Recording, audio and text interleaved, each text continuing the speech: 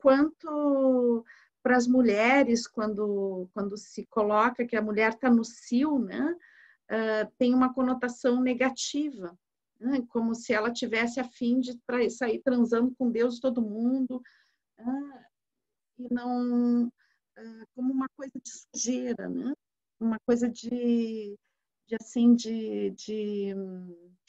tem um julgamento negativo a respeito disso, né? Como se fosse ligado à sexualidade dos cães, né? Tá no cio, então tá aquele bando de macho atrás e tá transando com todos eles, né? Então, a Clarissa, ela vai trazer, né, uma outra visão sobre a sexualidade, né? Mas uma visão um pouco escrachada. Então, esse capítulo é interessante porque ele vai trazer essa coisa do escracho, a coisa do brincar com a sexualidade, o se divertir com a sexualidade, né? E também vai ver a sexualidade como algo que é prazeroso e que toma toda a vida, né? A sexualidade, ela não é só o transar em si, mas é algo que permeia toda a vida. E quando ela está ligada à sacralidade, ela está ligada à irreverência, né? E essa capacidade de desfrutar intensamente a vida, de não levar as coisas tão a sério, né? Então, eu quero começar por uma historinha, né? Que ela conta lá no meio, né? Então, que é dessas mulheres, são mulheres de um país africano, agora me faltou de Ruanda, né? Mulheres de Ruanda. Então, conta a história, né? Que tinha um general lá no final da Segunda Guerra Mundial e que estava Ruanda ocupada pelos europeus, né? Então, que o general ia visitar lá uma região, né? E o comandante que estava cuidando daquela região de Ruanda, né? Queria que as mulheres se colocassem ao longo da estrada quando esse general ia passar de jipe, né? Para saudar esse general. Só que ele estava morrendo de vergonha porque as mulheres elas andavam nuas, né? Ele não achava adequado, ele achava que não era adequado o general ver as mulheres nuas enquanto ele passava, mas ele queria que elas estivessem ali para saudar o general. Então ele foi para o chefe lá da tribo, né, para o cacique lá, não sei como é que era o nome desse personagem na África, né? A gente chama de cacique aqui nas tribos latino-americanas ou americanas, né? Bom, mas era o chefe lá da tribo, né? E ele foi, então, esse comandante foi lá e pediu assim, olha, eu gostaria muito que as mulheres da tribo, elas fossem saudar o general quando quando ele passar de jipe, mas elas teriam que ir vestidas, né? Então, eu vou conseguir umas roupas para as mulheres e, por favor, então, pede para as suas mulheres que elas vão vestidas. E daí o chefe, né, o cacique ele disse, sim, sim, sim, pode trazer as roupas que elas vão ir vestidas. Bom, daí levaram um monte de saias e blusas, né, para todas as mulheres colocarem, né? E daí aconteceu que as mulheres gostaram muito das saias e todas vestiram as saias. Só que elas não gostaram das blusas, então elas vestiram só as saias, né? E daí o general lá, o comandante, aliás, né, que estava cuidando dessa apresentação, né, dessas mulheres, falou com o chefe da tribo e disse, pelo amor de Deus, pede para elas taparem os seios, não pode, não tem condição, o general vai ficar chocado quando passar, elas têm que tapar os seios, elas têm que tapar os seios. E daí foi lá o cacique da tribo falar com as mulheres e elas disseram, não se preocupa que a gente vai tapar os seios. A gente vai tapar vocês, não preocupa, não se preocupa. Então, bom, tava todas as mulheres colocadas ali, né, em fila, né, para o general esse passar, e ele veio, né, passando com o jipe dele, e daí estavam todas só de saia, com os seios nus. E à medida que ele ia passando, elas levantavam as saias e tapavam os seios.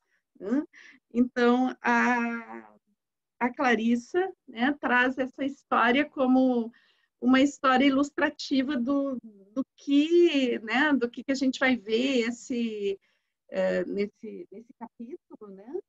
Porque é essa coisa de brincar um pouco, né? Essa coisa do pudor, de sair da questão do pudor, né?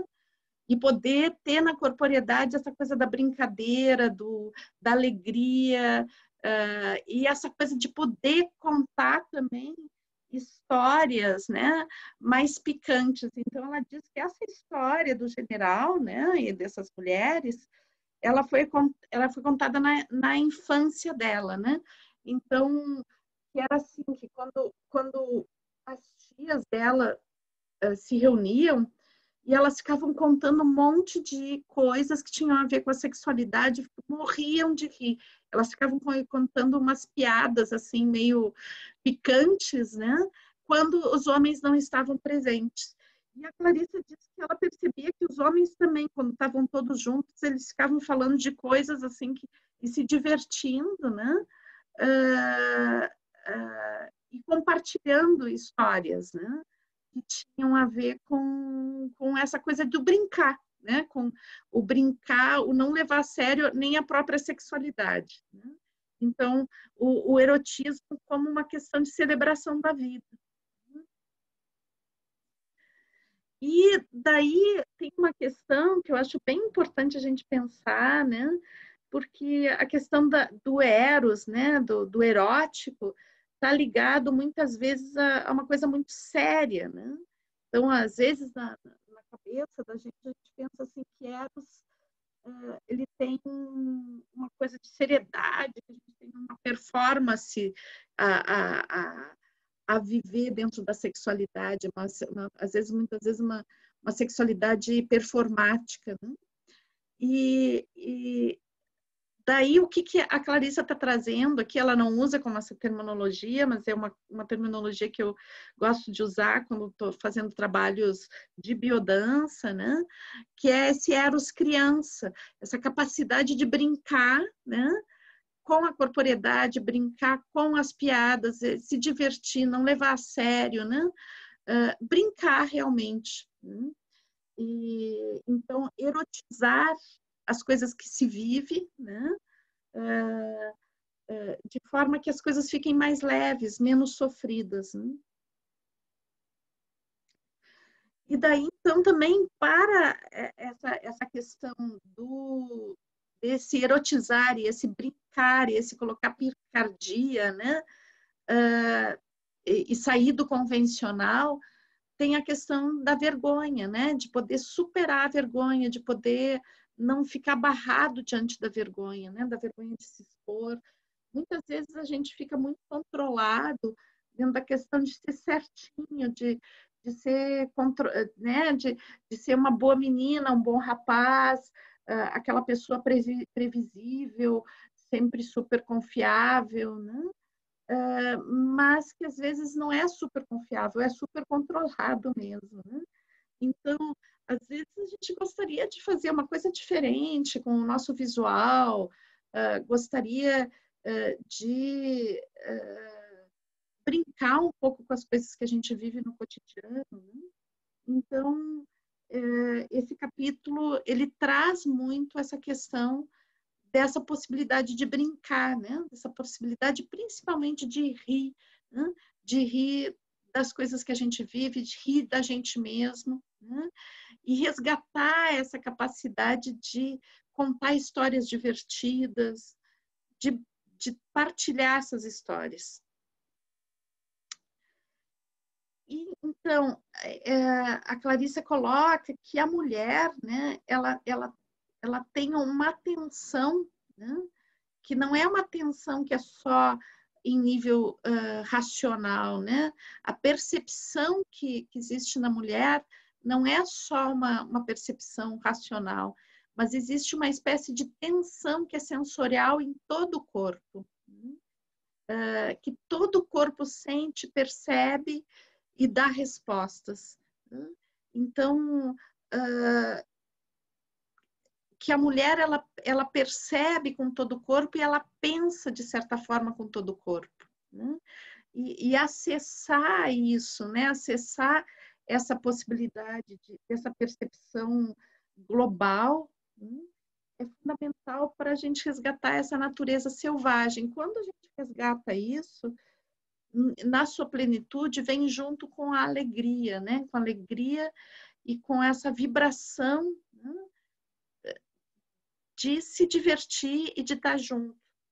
E ela traz muito esse aspecto numa relação, e é interessante pelo capítulo que se dá, né, que ele está tratando sobre a questão da sexualidade, mas ela trabalha muito dentro desse capítulo essa cumplicidade, né, entre as mulheres, mais especificamente, porque o livro está tratando dentro da psique feminina, né?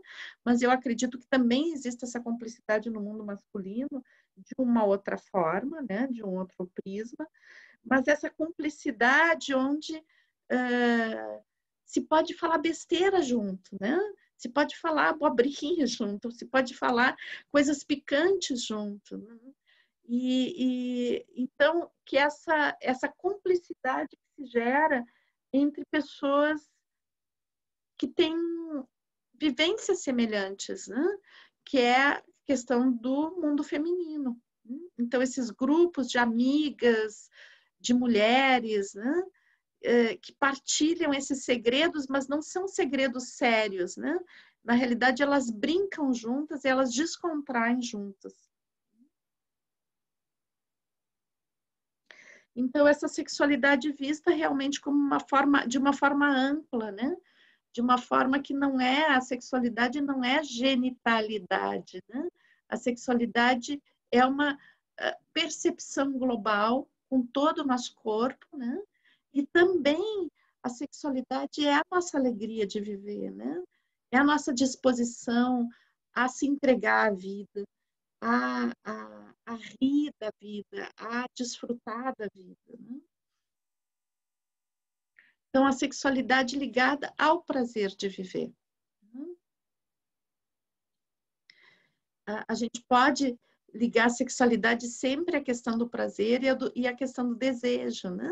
Então, quando a gente vive as coisas que a gente está desejando com plenitude, né? Então existe essa possibilidade dessa entrega plena ao prazer, né? E a entrega plena ao prazer tem a ver, né, com uma disposição, né, um estado de ânimo que é capaz de se modificar por essa alegria, por esse prazer, né? Então, quando a gente não se permite entrar nessa dimensão, a gente começa a nutrir uma outra dimensão, que é de tristeza, que é de raiva, que é de ressentimentos, né? É claro que a gente não pode ficar num estado de alegria o tempo todo, de dar risada o tempo todo, rindo o tempo todo de tudo, né? Mas esses momentos, né, de intimidade, esses momentos de prazer de viver, de alegria de viver, são muito importantes. Então, a capacidade de celebração, né? E a celebração não é exatamente uma festa, né? Ter uma festa para celebrar tal coisa. É a capacidade cotidiana de celebrar, né? Então, ter momentos durante o nosso cotidiano que a gente pode se descontrair, que a gente pode brincar, que a gente pode jogar a conversa fora, que a gente pode se alegrar e compartilhar coisas legais, né? E a questão da irreverência, né? Então, esse capítulo ele vai falar desse acesso à irreverência, né? Então, daí eu trago a questão da Dercy Gonçalves, que ela me parece muito, muito escrito o arquétipo que a gente vai tratar nesse capítulo, né? Que é essa coisa de ser meio desbocado, não ficar controlando, dizer palavrão, dizer coisas picantes, não ter medo da crítica, né? Poder não levar tão a sério as coisas. E daí ela vai falar muito da piada, né? Da piada como um divertimento, que é um momento onde a gente senta com pessoas que a gente tem confiança e conta a nossa intimidade de uma forma divertida, né? E faz, né? Graça com isso. E que ela coloca que essa piada, né? Essa capacidade de se divertir, de rir, de celebrar, está ligada à nossa inocência. Por isso que eu trago aqui a questão de uma criança, né? Porque, na realidade, é interessante isso, que parte de uma energia muito inocente, essa coisa picante. Então, porque ela parte de uma coisa muito natural, muito espontânea, né? Que é irreverente também, e que tem a ver com se mostrar de uma forma sem um controle moral, sem um controle de comportamento, né? Só que isso exige um ambiente propício. Então, por isso que ela vai falar muito do grupo de mulheres, né? Do grupo de mulheres onde a gente pode falar essas besteiras ter, uh, sem ter esse pudor, né? De o que vão achar, como é que vão achar, e que isso gera uma energia, né? Quando uma mulher fala uma piadinha, depois a outra fala, e de repente vai criando uma energia onde de descontração, de alegria e de desfrutar estar junto, que faz muito bem. Aí ela vai contar a história, né? Uma história um pouco trágica dentro desse capítulo, que não é trágico, né? Mas é uma história um pouco trágica, que é uma história da mitologia grega, né? Bem conhecida, que é a história de Deméter e Perséfone, né? Então a gente vai ver essa história de um ângulo, tem vários ângulos para ver essa história, né? Mas a gente vai ver essa história de um ângulo, que é um ângulo bem interessante, que é a partir da Deméter, né? E do que acontece com a Deméter. Então, a gente não vai chegar lá na coisa do resgate da Perséfone, como é que foi, ver a história da Perséfone com o pai, coisa que teria mil formas de ver essa história, né? Mas a gente vai ver essa história de uma forma mais rápida e um pouquinho superficial, né? Para que a gente possa chegar onde a gente quer chegar com essa história hoje, né? Então, a Perséfone é filha, uma moça muito linda, diz que ela era tão linda quanto Afrodite, né? E muito ingênua, né? E ela ficava andando, caminhando, colhendo flores na beira ali nas margens do vulcão Etna, né? Então,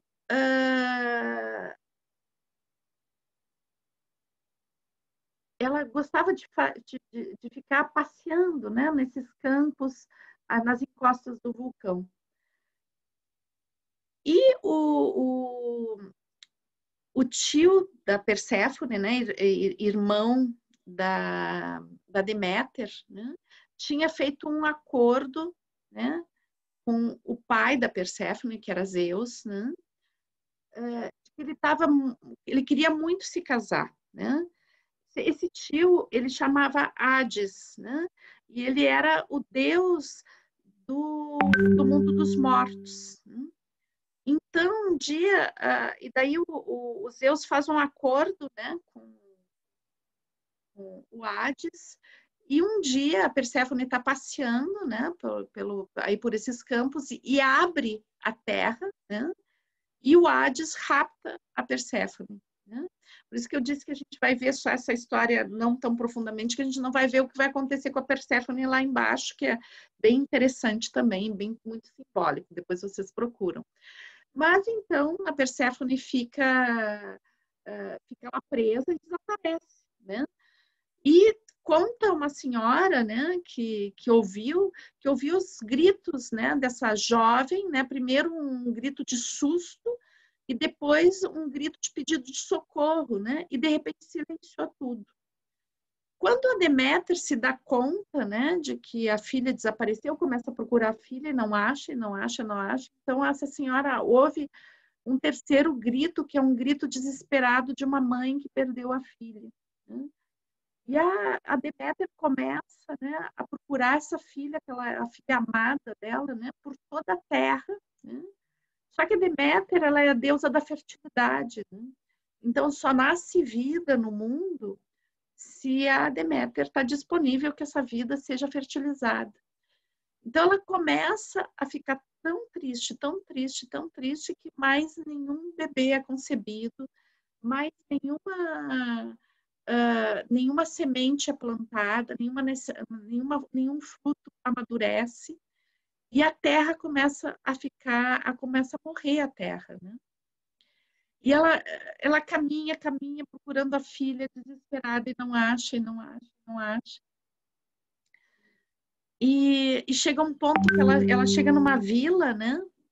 E ela se senta do lado de um poço, assim, e começa a chorar, e daí ela começa a gritar: vocês todos vão morrer, eu quero que todo mundo morra, né? Ela fica muito triste, muito desesperada. Enquanto ela está se gritando, né? E desesperada, com uma depressão horrível, triste demais, com muita raiva, né? Daí, de repente, se aproxima dela uma mulherzinha pequenininha, né? Que vem dançando, né? Essa mulher aqui, a Balbo, né? E essa mulher é muito estranha, né? Porque ela não tem a parte de cima do corpo. Ela é uma mulher que tem as pernas, a vulva, e nos seios, né? Tem os olhos dela. Né? E ela vem, né? Ela vem chegando e dançando, e de repente ela olha, só de olhar essa mulher, né? A Deméter dá uma risadinha, assim, não consegue se controlar, porque a mulher é muito engraçada. Né? E daí então ela começa a contar umas piadinhas, e daí a Deméter dá uma risadinha, de repente a Deméter começa a rir enlouquecidamente, soltar umas gargalhadas, né? E isso vai fazer com que a Deméter saia desse estado de torpor e de depressão, né? E reaja. E depois desse momento que ela começa a rir, dá 1000 gargalhadas com a Balbo, né? Então, ela consegue sair da depressão, né? E finalmente consegue uma solução para achar a filha, né? Que eu não vou contar agora toda a história, né? Mas o foco da nossa história hoje era justamente o aparecimento da Balbo. Né? Então, vamos ver quem é essa Balbo. Né? A gente vai ver que, claro, que a Balbo é uma remanescente ainda lá na mitologia grega, né? Uma deusa menor da mitologia grega, mas ela é remanescente ainda das figuras das Vênus primitivas, primordiais, né? Onde tinha essa representação sempre com a vulva, sempre com os seios, né, grandes, e que elas são representações da fertilidade feminina. Mas essa fertilidade que ela não é só a fertilidade de dar bebês, né? Essa fertilidade que tem a ver com a flor da pele, né?